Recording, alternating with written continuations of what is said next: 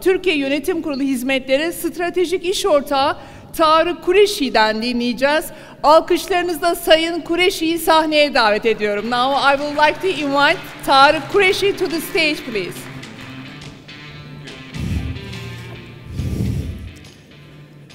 Thank you. Thank you very much. Good morning. It's an absolute privilege to be here with you. I have been coming to Turkey for the last 30 years. It was one of my earliest jobs and environment that I came to. I used to live at the Swiss Hotel and spent many years with many of you people. So I'm grateful, honored, privileged to be back here with you. Today, ladies and gentlemen, we are going to be talking about, are you future ready? How many people in this room feel they are future ready? Anybody? Okay, a few of them, not that many. Now, today, as advisor to Odgers Berndtson, we will be talking about talent and data as the two key elements that define the future, and that is your key asset. Not your hardware, not your software, not your algorithms. Those are depreciating assets. But your talent and your data, they are your appreciating assets, and this is how we do it. To start this process, let's ask three very big questions. Question number one, we were trying to do it with Slido and stuff, it didn't work out, so we'll do it with a show of hands and I will give you samples from other parts of the world. Question number one, and that is, are you future ready? Do you have the mindset at boards and executive teams to capitalize on the 10x growth opportunities? How many people believe that they are future ready and have the right mindset for 10x growth? Can I see some hands?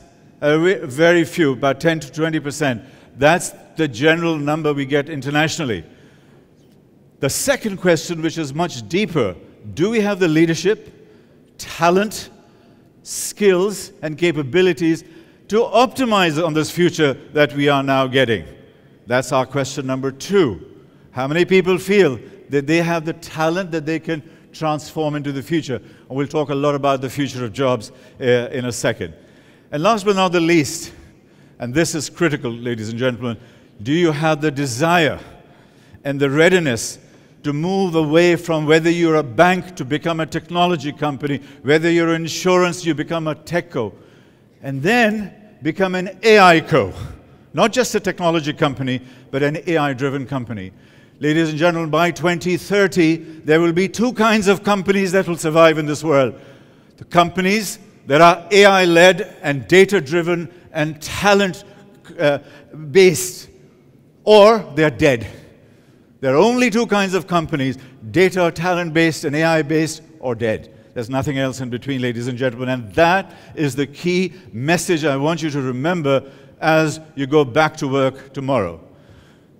So our job today is not just to make you future ready, but to make you future fit, to get you to ask some deep questions with yourself and say, what makes me future fit today? Have I got my data set? Have I got my processes in place? Am I responding to the rest of the world? And all of us board members, senior executives, want us to be future-proofed. And how do we do that? Talent is one, data is another, mergers and acquisitions is another, creation of youth boards and youth teams and so on is another, upskilling, and all of those things are future-proofing ourselves. Now, this was a study done by ZDNet, very interesting, that with only 5 to 10% of the people, even in this room, and this is not disrespectful, are closing the capability chasm. What's required to where we are, only about 5 to 10% of the people are closing it. The second is, organizations are getting too complex. And most people feel that they are inefficient now because the processes are too long. It takes too much time to do certain things. And last but not the least, only 25% of the employees believe that their leaders, us, that we are inspiring and we are engaging. Shame on us. I think we need to have that number at least over 50% as we move forward. Here's a little guy. What's his biggest risk? And the biggest risk, ladies and gentlemen, is doing nothing. If you feel this thing will just happen and we'll be all fine, the answer is no. Because the cost of not changing is game over. There's nothing in between. And this is something that I have learned over the last 7, 8 years as I reinvented myself as a futurist, is for me to understand this, that really the game is over and how we can take it from there. Critical question for today. What do you think will define our future? What one emotion, what one word will define our future? I hear AI, I hear all sorts of technology and so on. Ladies and gentlemen, that's not what it is. It's trust. We have a deficit of trust in the world. Trust with our organization, trust with our governments, trust with politics, trust with media. Less than 20% of the people in the United States trust their media. Less than 15% trust their Congress. Go figure. And attached to that, truth and ethics. AI without truth, ethics, and trust is a weapon of mass destruction, and we need to be careful with that. And as we look into the future, empathy and values, human connections, heart and soul, these are the kinds of things that we need to be able to engage with. Why is there a declining trust, and why is this trust so important? Look at that. 82% of the people think that their robots are doing better than we are. Come on, guys. How can we accept a statistic like that? And this is something we need to be looking at as we look into the future. We love our dinosaurs, don't we? Where are they? They're dead. They're extinct. So I use this basic image and put a little layer of our companies. According to a Berndtson College in Boston study that was done about 7 years ago, and that stated that 75% of the companies that were born before the year 2000 will no longer exist in 2030. And 75% and 50% of the companies that will replace these 75% coming down, they are not born yet. So everything is to play for, and we are in this transformation decade. This is the decade of talent being brought out. This is the decade of transforming our people, process, and system. This is the decade that we will shift. More change will happen in the next 10 years than in the previous 2000. And this is really important. Now, our previous companies, a lot of you are older, mature companies. You were built on resilience, asset management, risk management, and incremental growth, and you were happy with 5 to 10%. The future companies are built on adaptability, on agility, on distribution, on connectedness, on technology, on globalization. It's a different mindset, and that is what we look at. Immune systems. We all have immune systems, don't we? We had coronavirus, and our immune system was there to block that. Guess what, ladies and gentlemen? Our organizations have immune systems too. We call it culture, some internal resistance, and these immune systems within organizations are the ones that block all initiatives. Please take your camera out. I'm going to allow you to use your camera for good reasons now, and take a picture of the next slide that I put up, because we are making these excuses and our teams are complaining that we make these excuses. These are the typical immune system responses that we get when we put a prospect to a board. When they, oh, it's contrary to policy, it's too visionary, it's too radical, you can't teach an old dog new tricks, you're right, but we can't do this. This, ladies and gentlemen, is your blueprint for what not to do if we have to thrive in this world. We have to diminish our immune system and move forward from there. Alvin Toffler was a philosopher, and 30 years ago, 40 years ago, he said this, that the illiterate of the future will not be the ones who cannot read or write. They will be the ones who cannot unlearn, learn, and then relearn. We need to do a lot of unlearning. I am trying to detox and lose weight right now. I have to unlearn all my old habits before I can move forward. And that unlearning we need to do at work and every place that we go. Fear of missing out. How many people are familiar with this word? FOMO, right? Now, I have created something new, and this is very relevant for this room and for us, is fear of becoming obsolete. With AI, robots, everything happening, fear of becoming obsolete is a real fear. FOMO is going to be a word that we will be using regularly. It's one of the things to take away. So, ladies and gentlemen, the future is really way faster than we think. Our minds are linear, our brains were structured on that basis, and the future is much faster. So let me look at a couple of data points in 2030. Data point number one, 70 to 80% of our students coming out of universities are not being qualified for the jobs that they will do in 2030. And that includes our employees. In addition, up to about 40 to 50%, this number has increased since then, will be done through AI and robotics. And last but not the least, and that's for us in this room, that only 10 to 15%, according to Accenture, are technologically qualified and capable to make decisions. That needs to change. We need to bring talent not just at the ground level and upskill, but board level. This is where our role with talent, with the work that we're doing with Odgers, is actually helping people and companies to become future ready, boards to become future ready, executive teams to do that, and there are many techniques that we are applying there. So, as we move forward, here's another picture that you need to take. You think your job is around insurance or banking? Look at this image. These are the big trends of the world over the last, for the next 5 to 10 years. Think of fluid economies, materials revolution, future of humanity, advanced health, longevity, functional medicine, all of these things. Ladies and gentlemen, these are the biggest areas of growth. They are trillion-dollar opportunities. Be in some of them, if not all of them, because they will shape your future. But as these things happen, you will be hit by things that you are least expecting. And they will come from your left and your right. They're not going to be a bank addressing another bank. It'll be from a challenger organization. So we have to build our peripheral vision. AI. Everybody wants me to talk about AI. Our brains have not been upgraded for the last 5,000 years. And therefore, we need AI. We need AI for this data that's coming through and all the global issues that are there. And I'll be doing a little bit of a dive into why AI. The secrets of making AI work, one of the key things is reskill, upskill talent before we do anything. Otherwise, we're not going to be able to move forward. The next is any kind of data, all data. We just had the gentleman from Amazon up here. They are the masters of collecting data, and they collect things that you don't even need to collect, but they put it all together, and they come up with our behaviors, and they tell us what we need before we need it, and then we need it. They play with our heads. The last thing is that a lot of organizations I go into as a board member, banks, institutions, and I've done work with the largest bank in Africa, the largest bank in Central Asia. I sit and advise their boards. They want to do everything big.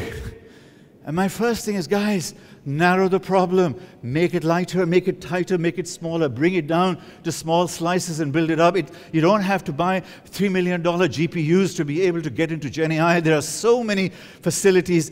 Normally, I don't favor Meta, but the Llama platform is very, very good for us to be able to use GenAI and get into GenAI very inexpensively.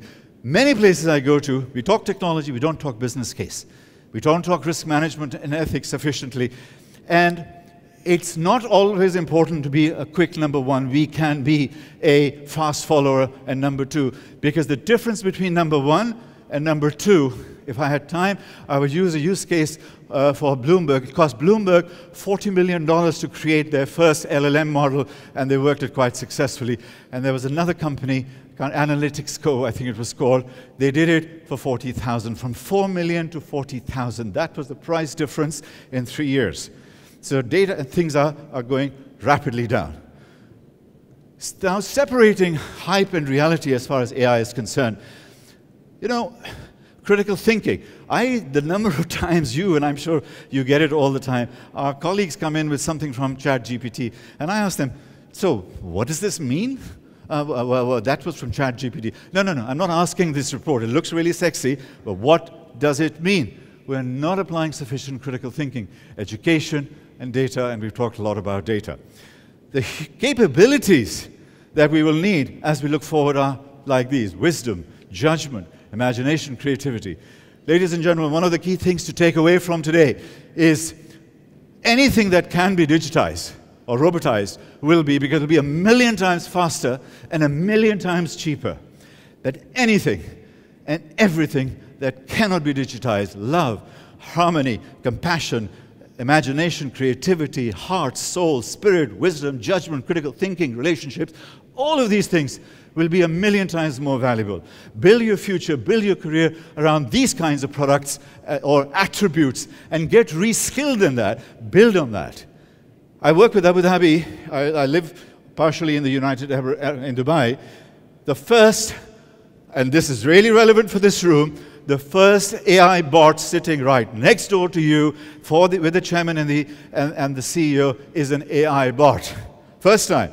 And this role of Aiden by Microsoft is it's a virtual AI-powered entity which is assisting the board. It's a $300 billion company with 200+ portfolio companies, and it's throwing out data faster than any human being can.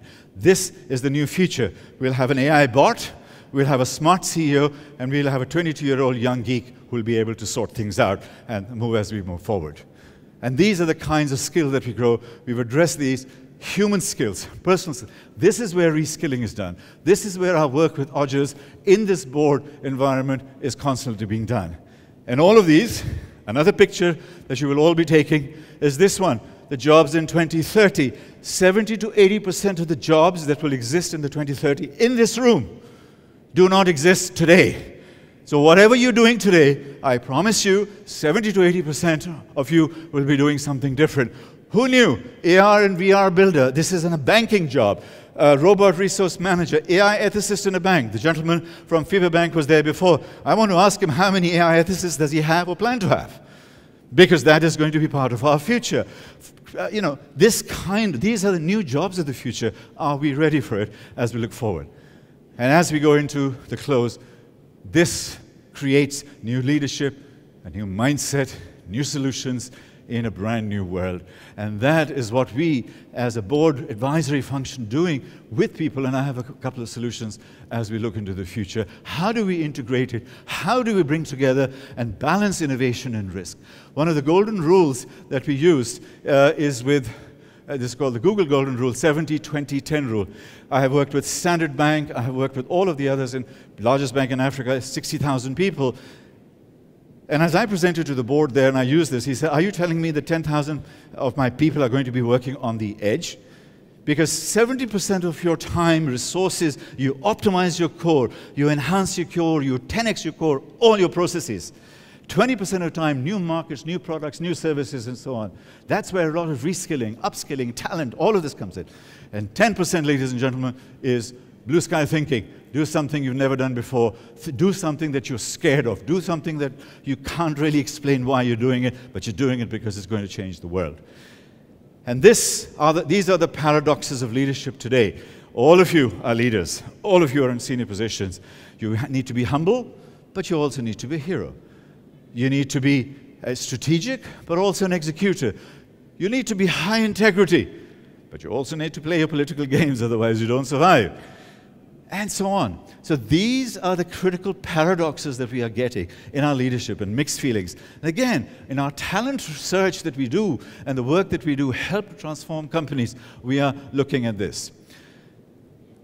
As I was saying, that 70 to 80% of the students and the young people coming into the job market, they are qualified for things that won't exist in 5 years' time. So how do you hire them?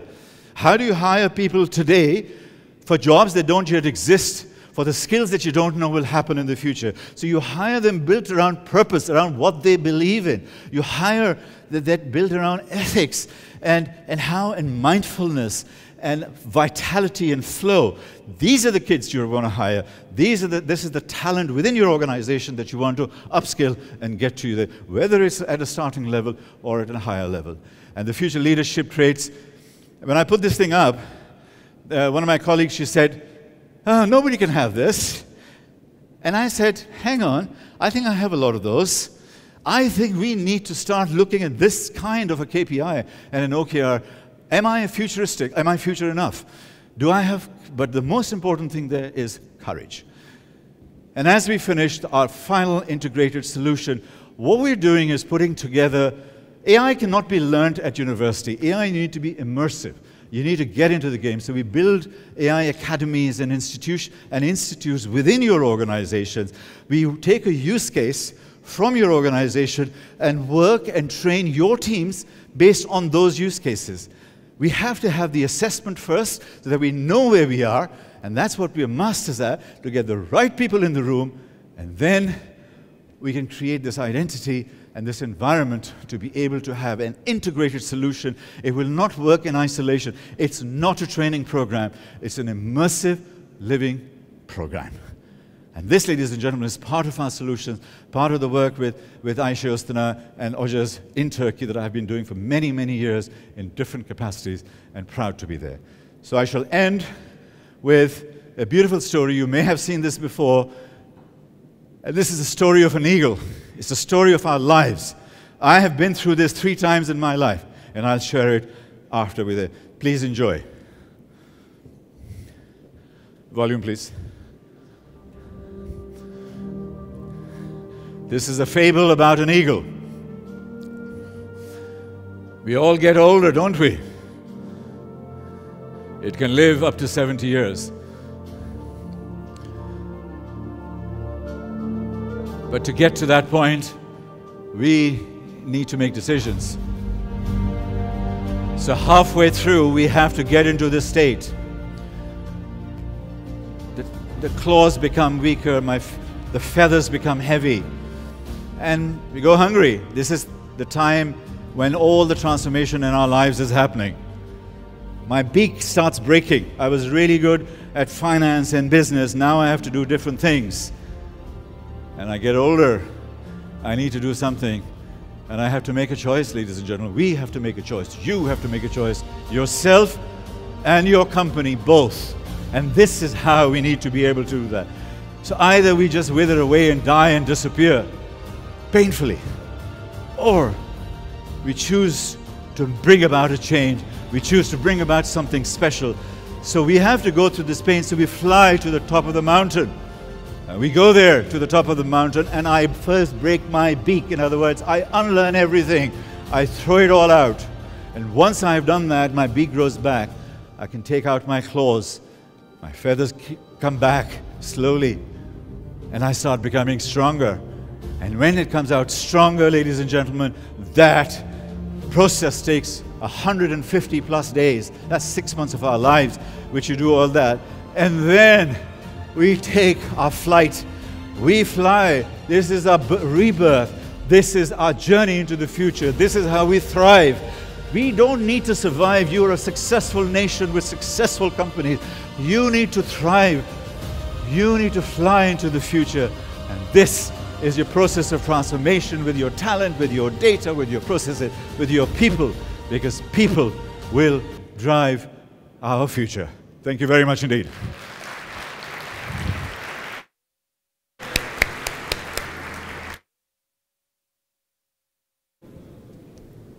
We thank Mr. Qureishy for this valuable speech. Değerli konuklar, Odgers, Berndtson Türkiye Yönetim Kurulu üye Hizmetleri Stratejik İş Ortağı Sayın Tariq Qureishy'ye tekrar kuvvetli bir alkış rica edelim mi? İlham verici konuşmalarından dolayı.